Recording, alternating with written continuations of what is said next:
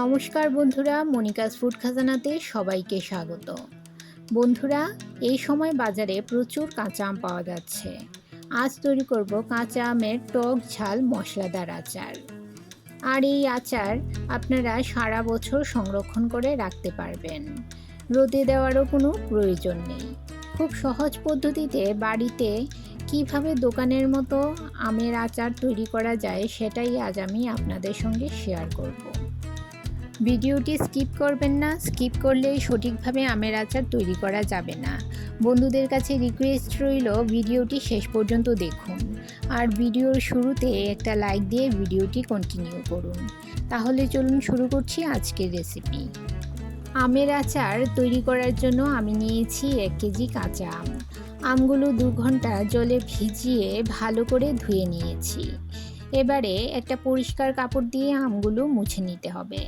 আমের গায়ে জল লেগে থাকলে আমের আচার নষ্ট হওয়ার সম্ভাবনা থাকে, তাই আমের গায়ে যাতে একটুও জল লেগে না থাকে সেটা খেয়াল রাখতে হবে।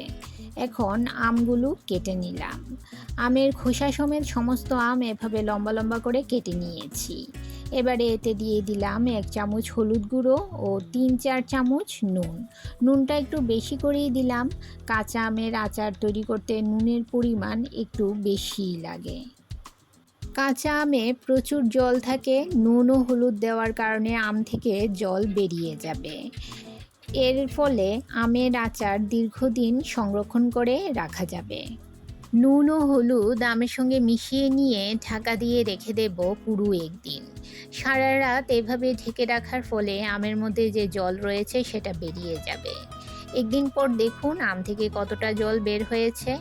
এখন আম থেকে জল ঝরিয়ে 2 ঘন্টা ফ্যানের তলায় রেখে দেব। এতে করে আমের গায়ে যে জলটা লেগে আছে সেটা শুকিয়ে যাবে। আপনারা চাইলে রোদে দিয়েও জলটা শুকিয়ে নিতে পারেন।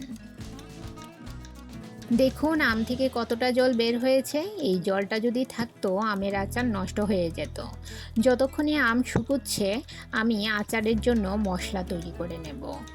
এই রকম খাবারের চামচে পরিমাণ করে মশলাগুলো নিয়ে নিয়েছি।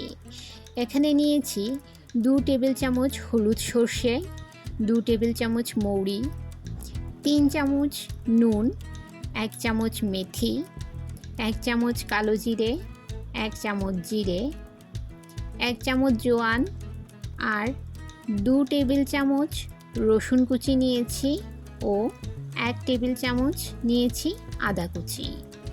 আর লাগবে হিং, 1 চামচ লাল লঙ্কার গুঁড়ো, 1 চামচ হলুদ গুঁড়ো, সর্ষের তেল ও ভিনিগার। এখন গ্যাসের চুলায় কড়াই বসিয়ে কালো জিরে ও জোয়ান বাদে বাকি মশলাগুলো শুকনো খোলায় সামান্য ভেজে নেব। মশলা বেশি ভাজার প্রয়োজন নেই, মশলা বেশি ভাজলে তেতো লাগবে, তাই মশলাগুলো হালকা করে ভেজে নেব। মশলাগুলো ভেজে নিলাম, এবারে নুনটাও সামান্য ভেজে নেব। নুনেও জল থাকে, তাই একটু ভেজে নিলে আচার নষ্ট হওয়ার সম্ভাবনা একেবারেই থাকবে না। ভেজে নেওয়া মশলাগুলো ঠান্ডা হয়ে গেছে। এবারে একটা মিক্সি জারে মশলাগুলো নিয়ে আধ ভাঙা করে গুঁড়িয়ে নেব। বন্ধুরা, মশলাটা একদম পাউডার করবেন না, এই যে দেখুন এই রকম আধ ভাঙা করে গুঁড়ো করে নিতে হবে। এবারে গ্যাসের চুলায় কড়াই বসিয়ে 1 কাপ পরিমাণ সরিষার তেল ভালো করে গরম করে নিতে হবে। তেল থেকে যখন ধোঁয়া উঠতে শুরু করবে তখন গ্যাসের ফ্লেম বন্ধ করে দেব। তেল সামান্য ঠান্ডা হয়ে এলে এতে ফোড়নে দিয়ে দিলাম 1 চামচ কালো জিরে, 1 চামচ জোয়ান, 1 চামচ হিং। এতে আচারে খুব ভালো ফ্লেভার আসে। আর দিলাম 2 টেবিল চামচ কুচনো রসুন ও 1 টেবিল চামচ কুচনো আদা। আদা ও রসুন বাদ দিয়েও আপনারা আচার তৈরি করতে পারেন, তবে আচারে আদা ও রসুন দিলে খেতে ভালো লাগে। ফোড়নটা নাড়তে নাড়তে ঠান্ডা করে নিতে হবে।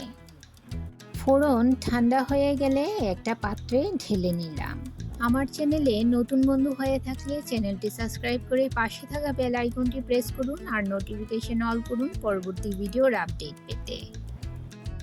এবার এতে দিয়ে দিলাম 1 চামচ লাল লঙ্কার গুঁড়ো ও 1 চামচ হলুদ গুঁড়ো, আর যে ভাজা মশলাটা গুঁড়িয়ে রেখেছিলাম সেটাও দিয়ে দিলাম। দিয়ে দিলাম 3 টেবিল চামচ পরিমাণ ভাজা নুন। সমস্ত মশলা খুব ভালো করে মিশিয়ে নিতে হবে।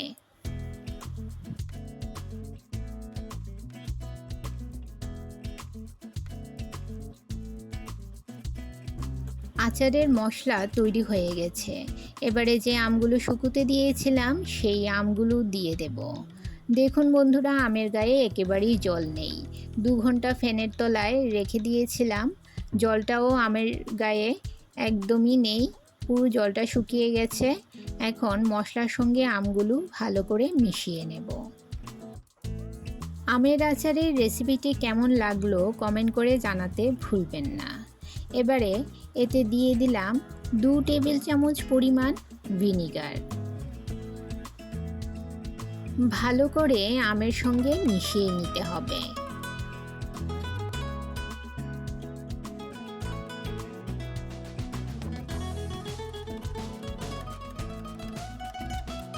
এবারে একটা কাচের জার নিয়েছি।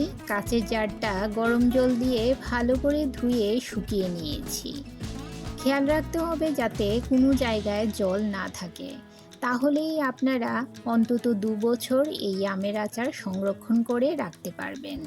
আর যদি জল থাকে তাহলে দীর্ঘদিন আমের আচার সংরক্ষণ করে রাখা যাবে না।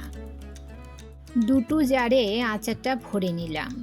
জার ভর্তি করে আচার ভরবেন না, অল্প জায়গা রেখে আচারটা ভরে নিতে হবে।